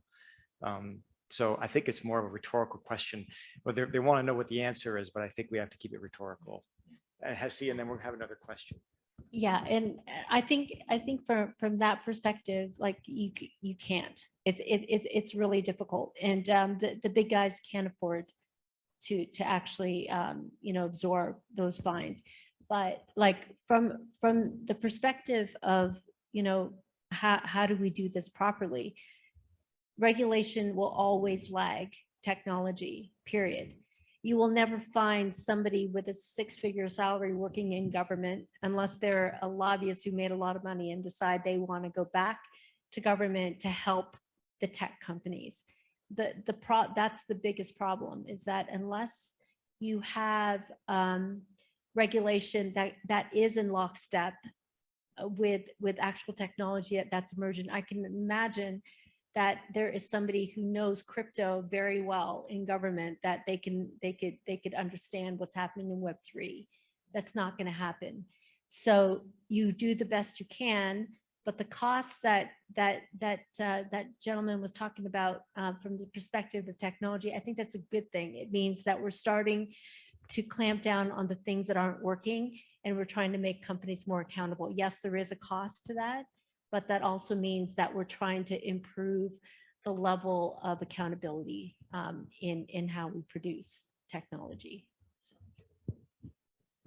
Thanks to all the panelists. Sorry, I'm shorter than the other speakers, so I have to go on tiptoes here. Thanks for these wonderful comments. I have a slightly different type of question, although it gets maybe at what you're just saying here, Hessie, about if you have people in government who are not experts in technology. And I think some of the things, Kem, you're talking about digital literacy being really important, and high school teachers should be teaching students about these types of things. Because when Marcel opened up the Q&A here, you'd asked the question, how do you get the everyday person, but then stop yourself and say, who's the everyday person? There's so many different types of people. And I think kind of the spirit of this event is AI 5 ways. So each of the 5 of you have very different takes on this and very different paths to your area of expertise. One of the things I'm interested in is thinking about how people with very different disciplinary expertise. I'm also in the humanities program in the English department, but I do work in collaboration with engineers, the IEEE in different places, and collaboration with people who have different backgrounds and different training can be very, very hard. But I was wondering if the type of kind of cross-disciplinary collaboration might be a way to get into some of these conversations, or forcing ourselves to think about the world we inhabit in different ways. And I wanted to make this sort of a really focused, like even personal question. And I was wondering if you might be willing to share experiences from your own work in your different AI capacities. Have there been times when you've worked with someone who is not the same as you, someone who comes from a different background, someone who has a different disciplinary background or a different angle on this or different cultural background, that being able to collaborate with them has allowed you to think about these ideas about responsible AI or sort of social issues and technology from different perspectives? Has it been helpful, or have there been times when it's made it impossible because it's so hard to have those conversations? So how have those types of conversations with people who have different perspectives than you sort of fostered your thinking about these issues? I'll stop there because I could rephrase it 18 times, but I want to hear from you. I can very quickly, I use my family for that a lot. They're completely non-technical. They are in Canada, and typically they'll have long conversations about the usage of AI, and then if I see them getting worried, then that's interesting, and I take that to heart. And then of course we have a large number of students who go through Stanford, and then people who are not studying tech at all. They're in English departments and in all kinds of other departments. And one of the reasons I'm doing this actually is to meet people who are not technical. I'm usually in a computer science crowd with Ben and Patricia, and I guess you said you're a marketer, so you don't identify as a computer scientist, at least. And I don't think you identify as a computer scientist, do you? Oh God, no. Okay. So, see, I mean, God, no. That's why I'm here. So Yeah. you seek out the opportunities to see what the Yes, perspectives yes. are. Cool, thanks. I was going to say that I think we've done ourselves a disservice as a society where we tend to privilege the STEM folks, right? So if you studied engineering, it's somehow better than studying English. But I think we also need to consider that at some point in our history in the 17th century, a lot of the fields were sort of, amalgamated, and there was congruence in how they actually arrived at decisions. And it was through the Royal Society in the 1700s where we had this sort of shattering of faculties and disciplines where you do this and you speak a certain way in your reports, and you do that, you speak a flower way in your reports. And as somebody who's worked in tech for 20 years, who I consider myself very creative with a love of technology, so I've been able to navigate that space. But we must also consider that a lot of the future science fiction work came from non-techies. And so I think there are lots of pathways to having congruence in how we actually arrive at solutions, and paying each other that service of respect for the prisms through which we look at the world. And I think we need each other more so today than ever before, because it is through, at least TAing for Carter this past fall, that I saw with my own eyes how engineering students had a complete, aha moment about how they actually apply ethics to designing. And I think a lot of them left with the idea that, yes, this was an English professor teaching them, maybe the soft skills of communication, but there's a lot to be said for doing things together and not privileging and adding monetary values to one over the other. I think we all have something very valuable to add to the conversation around AI specifically. I have an example from my early graduate studies. When I was starting my PhD, I went to a linguistics professor at the University of Toronto, and I asked her for her data set on Southern Ontario speakers. And the point was to do research on acoustic forensics. So that allows you to recognize who's speaking and recording, what kind of educational background they have, and things like that. That's really useful for enhancing automatic speech recognition, but of course has a lot of ethical problems. And she said, no, you can't have the data set. There are privacy concerns here. And that's when it really clicked that not only is privacy a matter of making technology better for humans in the regular sense of the privacy term of preventing their data to be used without their consent. But there's also this other massive benefit for technology, which is if you actually comply with privacy and you're taking care of it, you get access to a whole lot more data to make your technology a whole lot better. Great, cool, thank you. I'll just quickly add an example of a very good success story from this. In my area of research, there's a group called Mechanism Design for Social Good, which has many researchers in computer science mostly centered out of CMU, that have gotten together with people running participatory budgeting, which is essentially how to manage budgets in small towns. They also do kidney exchanges, which literally save lives. They do citizens assemblies, which is a group of citizens that are all making informed, deliberative decisions rather than different forms of democracy. And these all have huge impacts on the real world that are very directly informed from the theoretical mathematical research that these groups do.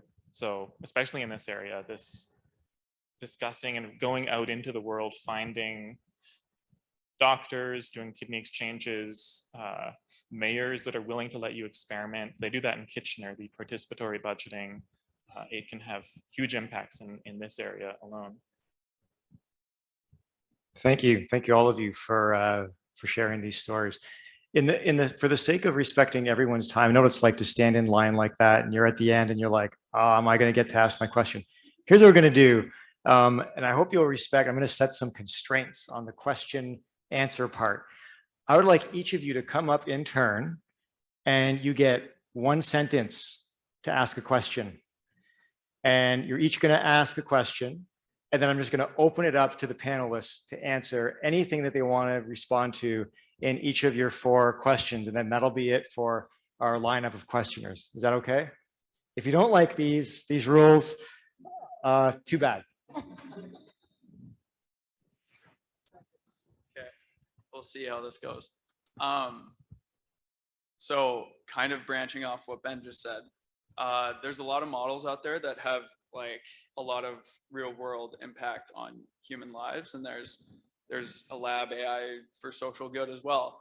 A lot of these models, when trained on supervised methods where they train on past data, take subjective bias out of the decision maker in a lot of cases, but then it kind of reinforces the systemic bias that of the data that it's trained on. What kind of balance should be used here? Who gets to decide what that balance is?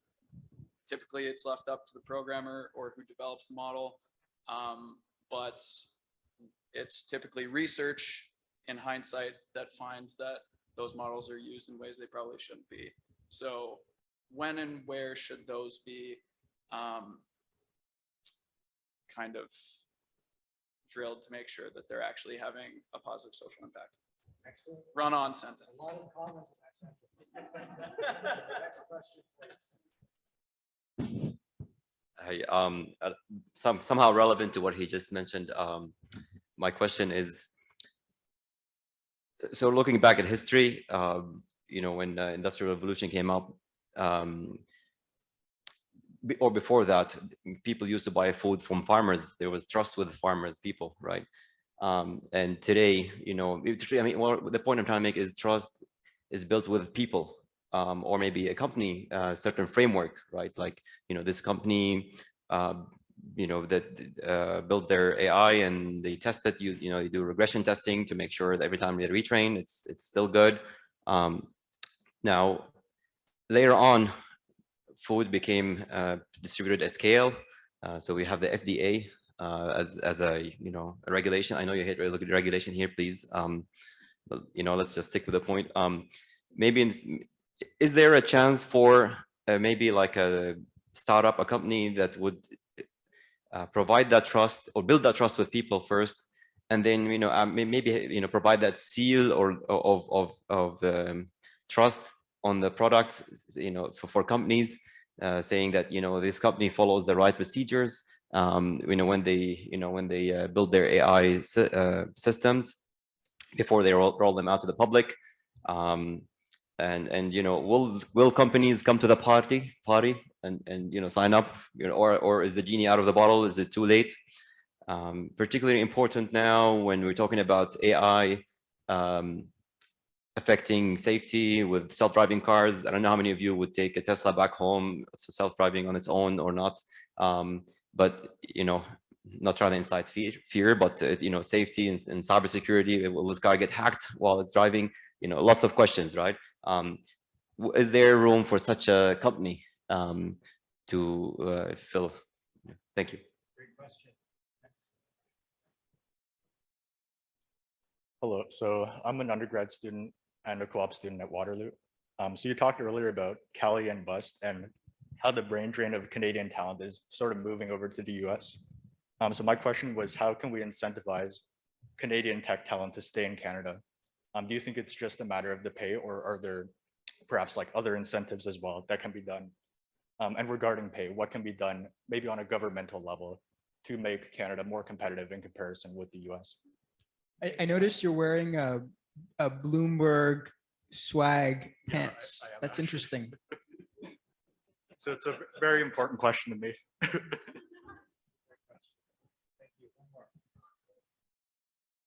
Thank you all so much. Great timeless conversation. We talked a lot about privacy. We talked a lot about, I noticed the conversation went into transparency. And I was wondering, we talk a lot about regulating people and regulating businesses to be more transparent. But then there's the issue of who regulates the regulators and who regulates the regulators of the regulators.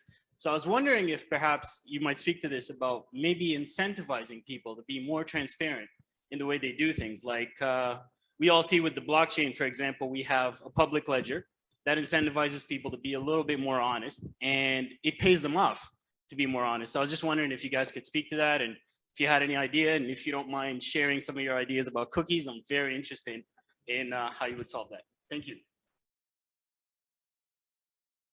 Thank you to everyone who came up and asked a question. At least this way we get to hear what people are interested in, and that's kind of the point. So who has a burning response to one of these questions or all of them?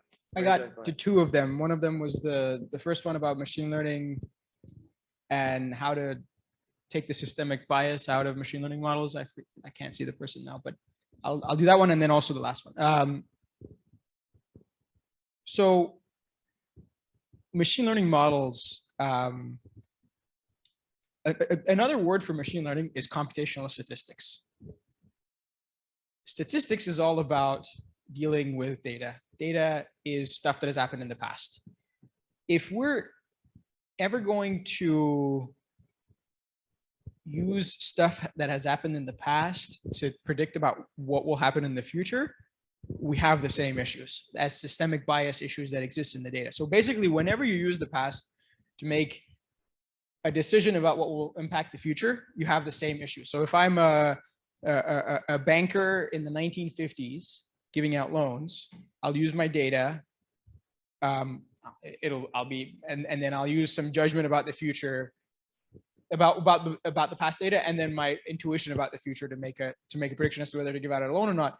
And over the past 70 years, we've regulated that a lot. And computers have just automated that process a little bit more. It's not like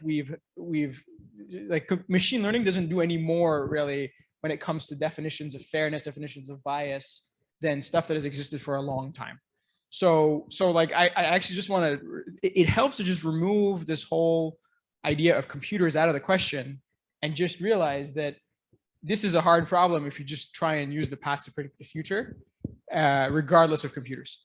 And then for the case of like, okay, how do you, when you say when a decision must not be sexist, so it mustn't be racist, mustn't be sexist, the definition by which you do that is actually still, I think, academic research. It's kind of weird, but you have these things that because of, or for whatever reason, they like people who are from a zip code that is not so wealthy, they'll have a more difficult time getting into university. Shame on you if you use that in your university admissions, right? Because you want the student who did well in their grades and who worked hard to get in. But what if you have a model that like doesn't use zip code directly and it uses it in a really in a roundabout way? And this problem generalizes to almost all the times that you use the past to predict the future. You use something about the past that you think is irrelevant, like where they live, and then you make predictions that are really bad, that take away opportunities. That's actually a research problem to figure out and identify the situations where that's happening, and then come up with models that try and normalize that out in a way that like society would agree is fair. And the definition of fair is different in every single model, in every single application, and with every single data set. So like if anyone has a general recipe for like, oh yeah, do that, it's probably bogus. Like it is really hard. Even for this admission, university admissions is like still an unsolved problem. Like, no, we don't really know who to admit to university. Is like, even if you pretend like you do, you're probably, a little bit too confident, right? Like it's really hard to know who deserves an opportunity to get an education. Thanks. We got I shouldn't. I am going to get on a rant on that. Okay. So yeah, I should stop. We don't want to finish by dissing the university, but so we have 2 minutes. Oh, yeah. I'm kidding. Okay. I'm pulling your leg. We have 2 minutes. So who wants to add something to that? I can add a positive note. Yeah. The positive note is that there's plenty of work being done that is really, really good in this area. Fairness research is thriving, and I encourage you, if you're a machine learning student, go work on it. You get a lot of good research opportunities. Excellent. Thank you. Yeah, I really like your blockchain example as a pattern to follow, because with blockchains, you have a public ledger. The problem with a lot of big tech companies is that their black boxes are proprietary. So it's all mystified. We don't know what's in there. So I think fundamentally, we're talking about transparency. And you go to restaurants, and you brought up the word recipe. I was thinking about it when you said it. You know, you're allergic to something on the menu, and so you have full transparency into what actually made up this dish, right? And so in much the same way, there are models and patterns and metaphors we can borrow from other spaces. Just show us what's inside. Like, why is it so complicated? And so it brings us back to this ideal that, you know, the Mark Zuckerbergs of the world are more protected than the average people who are affected by the outcomes of the computational power of these algorithms.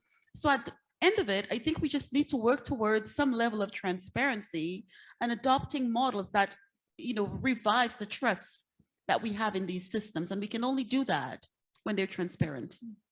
Thank you. Patricia, last word. I will address the Canadian talent question. How do you keep the brains in Canada? And I'll address the second part of the question first. What can government do to keep the talent here? The government already does a lot, right? It has shred credits, which gives you a huge chunk of money back for technical people's salaries if they are doing some sort of research. That is a huge incentive, and why certain companies choose to move back to Canada. They have very easy immigration for top talent, very easy. They have they used to have more programs that would incentivize earlier stage companies to do research and innovation, especially in Ontario, as far as I know. But that has moved up to be for slightly larger companies as the government's changed, and then eventually as COVID happened and the money was funneled to COVID mitigation measures and hospitals. What we are seeing now is a lot more investors coming up north and noticing what kind of talent we have. And I think part of the reason why we were having that brain drain is because, one, all of the entrepreneurs that had any sort of ambition had to move down south. That's no longer the case. We are actually getting quite a bit of venture capital money. And very high quality venture capital money. And with that money also comes mentorship. And that's another aspect of keeping the brains in Canada. Can they get that mentorship? So I think it's only a matter of time. And I do think COVID actually accelerated this process. Thank you very much. I have a lot of thank yous to give. Please be patient with me for 1 second while I thank our supporters, all the faculties on campus, the Office of Research, and Communitech, especially Saz Jamal and Kevin Tour for helping put this together. I want to thank my collaborators, Heather Love, Jennifer Boder, and Matt Borland for making comments to help this thing come together. And I want to thank Professor Shannon McDonald and Professor Brianna Weans, a new professor, for organizing the data jam tonight and running that. I want to thank Derek Madge, who works harder than anyone else in the world to make events like this happen with the tech setup and his people working with him. I want to thank Alex Fleck and Shannon Veitch for helping set up, and Shannon's behind the camera tonight, which is kind of great. And last but not least, I want to thank Alexi Orchard, who without Alexi's assistance, this event would not have been possible. So thank you very much, Alexi. And Alex Fleck, I mentioned you, right? Yeah, okay. Alexi, thank you so much. And finally, save all your applause now for this excellent group of people. What an incredible brain trust we have here, and a great opportunity for us to hear you out. And thank you so much for everything you gave us tonight.